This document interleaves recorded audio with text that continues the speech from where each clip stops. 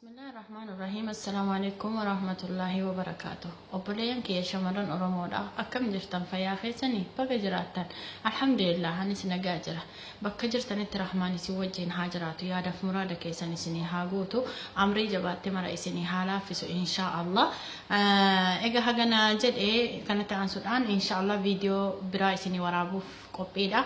Innis viidiyoo narraa waa'ee rifeensaati. Rifeensa keenya akkamitti luuccessuu dandeenya, akkamitti dheeressuu dandeenya, akkamitti foroforii ittisuu dandeenya, akkasumas akkamitti buqqa'uu fi caccabuu dhorkina ka jedhu qabadhee dhufe jechuudha. Isas wantiin qabadhe wanta salphaa fidee dhufe garuu ka bu'aa cimaa yookaan bu'aa guddaa kennu jechuudha. Innis maali? Namoonni biyya keenya keessaa yookaan ilmaan Oromoo qaqqaaliiwwan hundi keessan ni beektan jedheeti keessattuu ijoolleen qotee bulaadha. Innis sanyii midhaanii keessaa tokkoon qabadhee dhufe, sanyii midhaanii keessaa talbaa qabadhee dhufe jechuudha. Talbaan akkuma beekamu biyya keenya keessatti midhaan zayitaati filatamaadha. Hedduu beekamaadha jechuudha. Faayidaas hedduu qaba. Waa tokko lamaa fi miti garuu biyya keenyatti wanti hin baratamin talbaan nyaataaf malee wanta biraatiif fayyada kan jedhu san wajjin ilaalla jechuudha. Talbaan rifeensa mataa keenyaa dheeressuu, foroforii balleessuu, jajjabina irraa gara laafinnaa yookaan gara luuccaa jijjiiruu fi buqqa'uu fi caccabuu rifeensa keenyaa ittisuuf fayyada jechuudha. Hayyee akkamitti fayyada? Akka itti fayyadu isin agarsiisa inshaallah. Itti dursee osoo isin hin agarsiisneen dura biqiltuun kun biyya Arabaa keessatti jarjiirri jedhamee waamama.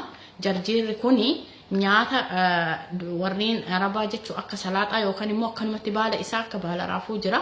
Akkanumatti nyaatanidha yeroo misaa yookaan immoo qadaan dhiyaatu hundaa'u akkanatti kan dhiyaatudha jechuudha. Ni nyaatama, hedduu waan gaarii qaba, mineraala hedduu of keessaa qaba jechuudha. Keessattuu shamarraniif yookaan dubartootaaf hedduu filatamaadha jechuudha nyaanni kun. Kanaaf mineraalli as keessa jiru hedduu fayyada. Qaamatti keenyattis nyaannu, keessattis nyaannu, alaan rifeensa keenyattis fayyadamnu bu'aan inni kennu hedduu guddaadha jechuudha. Kanaaf obboleeyyan kiyya warri nyaachuu jibbitanis rifeensa keessan akka nyaachiftan kabajaa fi jaalalaan isin gaafadha. Amma faayidaan isaatii fi faayidaan talbaan rifeensa keenyaaf kennu tokkodha jechuudha. Eerran isinii deebi'a. Talbaan rifeensa laaffisuu, dheeressuu, foroforii balleessuu, caccabuu fi buqqa'uu dhorkuudhaaf fayyada. Akkasuma jarjiirri kunis sanumaa jechuudha.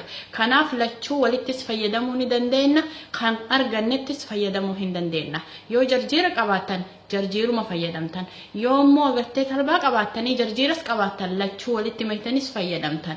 Yookaan yoo talbaa qabaattan talbaas adda isaa fayyadamuu dandeettanii jechuudha. Hayyee akkaataan itti fayyadaminsi isaa akkamii warra jettaniifi talbaarraa ka'aa jechuudha. Talbaa akkuma argitan kuni talbaadha. Talbaa fal'aana nyaataa lama nama tokkoof fal'aana nyaataa lama gahaadha yookaan tokko gahaadha jechuudha. Isumatu kireemii yookaan immoo zayita mataa rifeensaa baha jechuudha. Isa lamaan san fal'aana lama bishaan burcuqqoo tokko itti gootanii ibiddarratti danfistan. Eega danfistanii booda dhamni talbaadha. Bishaan kana keessatti ba'a. Yeroo inni itti bahu dhaqee akka laastikaa wal harkisa. Dhamti isaa guutuun itti bahee jechuudha. Kana booda bishaan isaa kana rifeensa keenya dibannaa fakkeenyaaf ani qopheessatiin jira akka argitan kanatti bishaan burcuqqoo tokkooti miti maankaa sukkaaraa kana lama itti godhani fal'aana taqriiban fal'aana nyaataa tokko jechuudha. Fal'aana nyaataa tokko talbaa bishaan burcuqqoo tokko itti godhe. Kanaaf amma kunoo akka argitan kana jeelii fakkaatee bahee jira. Jeelii fakkaata yookaan immoo akka jeeliititti wal harkisa. Kunoo akkuma argaa jirtan kana hedduu wal harkisa jechuudha bishaan isaa.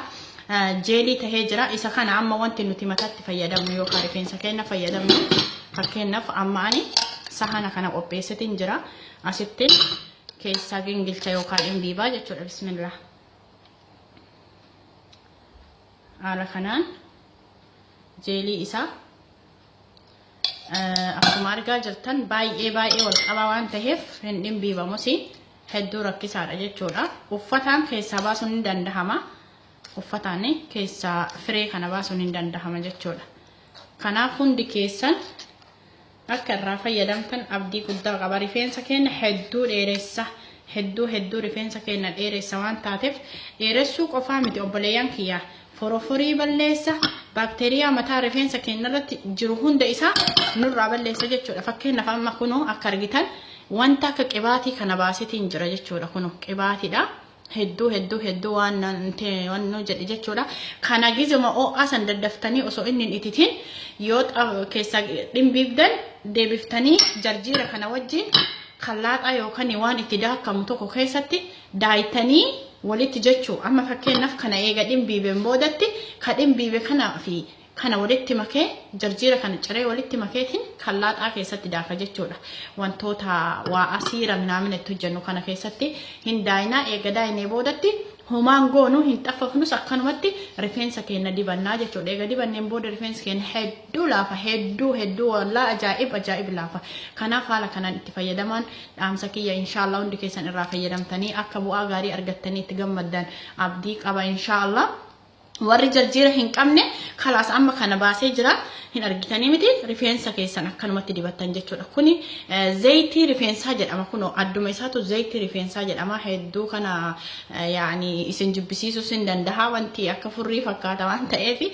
jeelii tahee baha jechuudha jeelii kana yoo fayyadamtan rifeensi keessan hedduu isin dheerata hedduu isin qulqullaaha akkasumas immoo foroforiin isin irraa bada akkasuma rifeensi keessan illee immoo akka inni damage irraa gara iskanini ta'utti yookaan immoo akka inni isini bareedu isini taha jechuudha inshallah hundi keessan itti fayyadamtanii bu'aa gaarii akka argattan abdii guddaa qaba inshallah irraa fayyadama waliifis qooda subscribe godha youtube kiyalle waliin gaha isinin jaa assalamu alaykum wa rahmatullahi wa barakatuhu fi amanillah